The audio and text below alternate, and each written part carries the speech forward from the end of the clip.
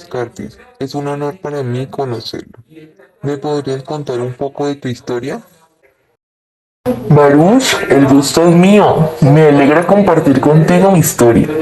Nací en La Haye, Francia, en 1596, en una familia de nobles.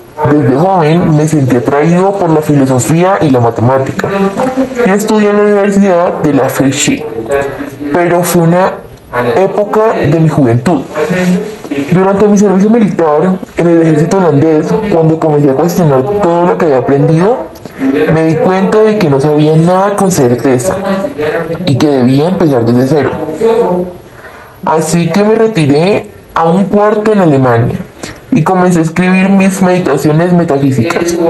Fue allí donde desarrollé mi famoso argumento cogito ergo sum y donde comencé a contribuir y a construir mi sistema filosófico.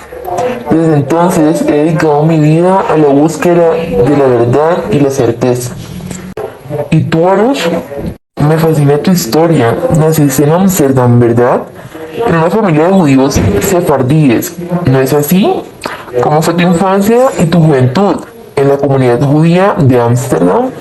Sí, René. Nací en 1632 y mi infancia estuvo marcada por la fe judía y la educación en sinagoga, pero pronto comencé a cuestionar las tradiciones y dogmas de mi comunidad. Mi padre, Miguel de Espinosa, era un comerciante y un intelectual y me enseñó a pensar críticamente. Mi interés por la filosofía y la ciencia me llevó a estudiar con los mejores maestros de Ámsterdam y eventualmente me llevaron a desarrollar mis propias ideas sobre la naturaleza de Dios y el universo. Fascinante. ¿Y cómo fue tu expulsión de la sinagoga en 1656? ¿Cómo afectó eso tu vida y tu pensamiento? La expulsión de la sinagoga en 1656 fue un momento crucial en mi vida, René. Fue un proceso doloroso y complicado, pero también liberador en cierto sentido.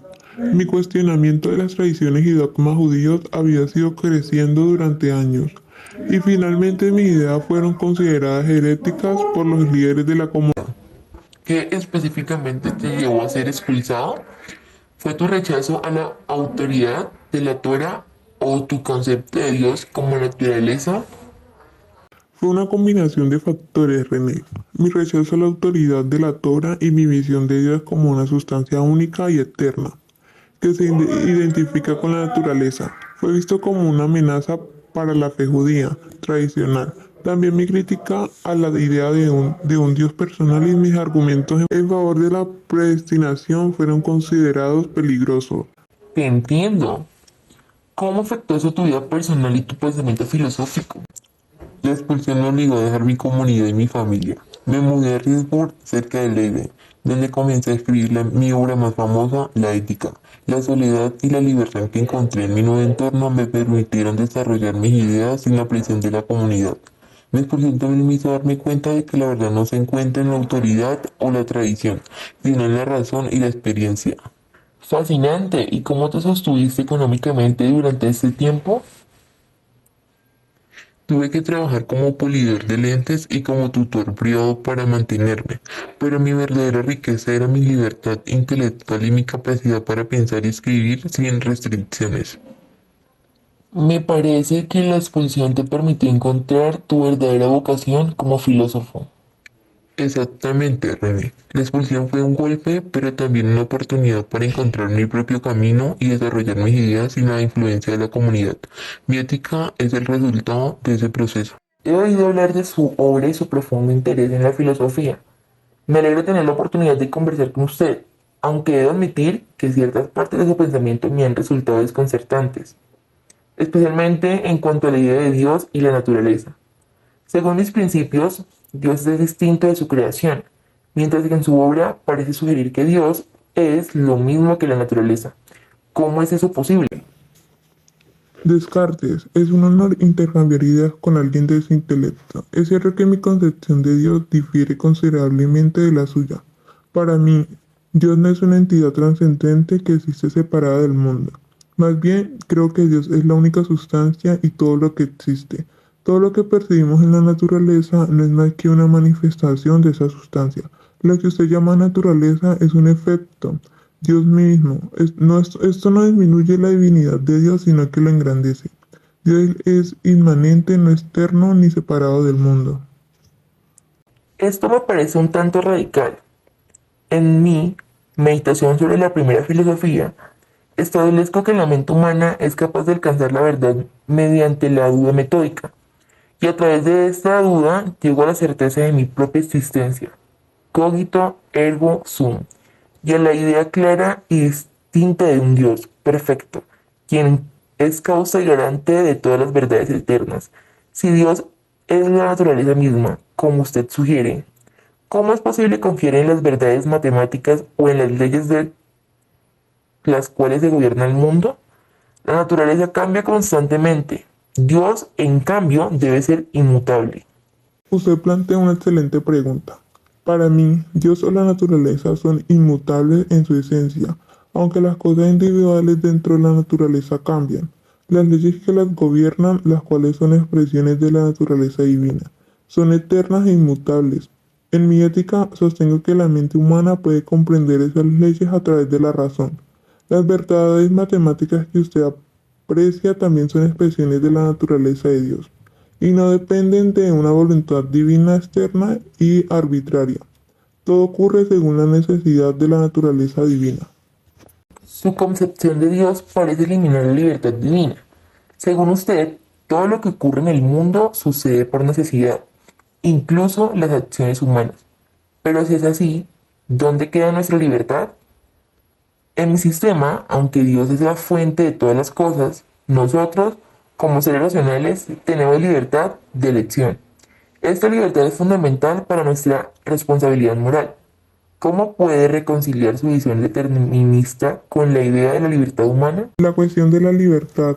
Para mí, la verdadera libertad no es la libertad de elección entendida como una posibilidad de hacer lo contrario. Eso, en mi opinión, es solo una ilusión. La verdadera libertad consiste en actuar de acuerdo con la necesidad de nuestra naturaleza, lo cual solo puede ocurrir cuando entendemos las leyes que nos gobiernan. Como seres humanos, nuestra mente es una parte del entendimiento infinito de Dios. Cuanto más comprendemos, más nos acercamos a la verdadera libertad, que es la libertad de actuar según la razón y no según las pasiones. Entiendo. Pero, ¿cómo puede usted considerar que actuar según la necesidad sea libertad? ¿No es una contradicción afirmar que somos libres cuando actuamos conforme a las leyes que podemos alterar? Para mí, la capacidad de elegir, incluso entre las alternativas igualmente racionales, es la esencia de la libertad. Si actuamos solo por necesidad, ¿cómo podemos ser agentes morales? La confusión, creo, proviene de lo que entendemos por libertad. Para mí la libertad no es un capricho, una capacidad de actuar sin razón, sino precisamente lo opuesto, actuar de manera coherente con nuestro conocimiento de las causas. Cuando comprendemos plenamente las causas que nos determinan, nos convertimos en agentes racionales. En cuanto a la moralidad, nuestra ética se basa en el entendimiento de nuestra verdadera naturaleza y la naturaleza de Dios. Somos responsables de nuestras acciones en la medida en que éstas derivan de nuestro entendimiento o ignorancia de estas leyes. Veo que nuestros conceptos de libertad difieren profundamente. Sin embargo, no puedo aceptar que la mente humana sea simplemente una parte de Dios, como usted sostiene. En mi obra sostengo que la mente y el cuerpo son sustancias distintas. El cuerpo es extensión y la mente es pensamiento. Este dualismo es fundamental para mi filosofía. ¿Cómo puede usted, señor Spinoza, negar esta distinción tan clara entre mente y cuerpo? Descartes. Comprendo que su distinción entre mente y cuerpo ha influido profundamente en la filosofía, pero en mi visión ambos son aspectos de única sustancia, que es Dios o la naturaleza. La mente y el cuerpo no son dos sustancias distintas, más bien son dos maneras de concebir la misma realidad. La mente es la idea del cuerpo y lo que sucede en el cuerpo tiene una correlación en la mente. No hay una separación metafísica entre ellos, solo una diferencia en cómo los entendemos. Me temo que no puedo seguirle en ese punto. Para mí, la distinción entre mente y cuerpo es clara y fundamental para entender la naturaleza de la realidad. Sin esta distinción, caemos en el error de confundir lo material con lo inmaterial, lo pensante con lo extenso. A pesar de nuestras diferencias, debo reconocer la consistencia de su sistema. Sin embargo, temo que al borrar la distinción entre mente y cuerpo y al equiparar a Dios con la naturaleza, está usted reduciendo al hombre a una mera parte del todo, sin espacio para su dignidad o su libertad.